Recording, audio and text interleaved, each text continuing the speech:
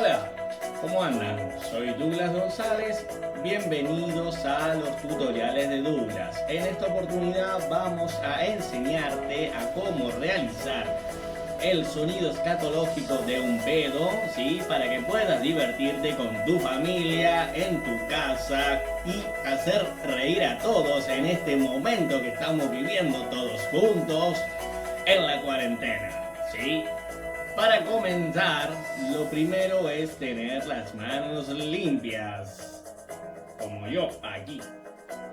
Si no la tienes limpia, pues ve y lávate las manos. Dale, pendejo, anda a lavarte las manos, dale, no va a renegar a tu mamá, dale. Siguiendo con el tutorial, lo segundo es la mano derecha, ¿sí? La cruzamos de manera transversal sobre la izquierda, palma abierta, transversal cruzada, ahí,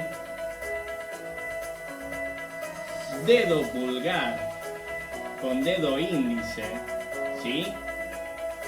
Cerramos las manos de esta manera y si les ha quedado bien, debería salir un sonido de este índice. Y ahí lo tienen, ¿sí? Vayan y diviértanse, échenle la culpa al abuelo que se ha tirado un pedo o a tu hermano si estás peleando. Lo importante es divertirse con toda la familia. ¿Sí? Estos son los tutoriales de Douglas. Yo soy Douglas González para el canal del Papu Maker. Muchas gracias.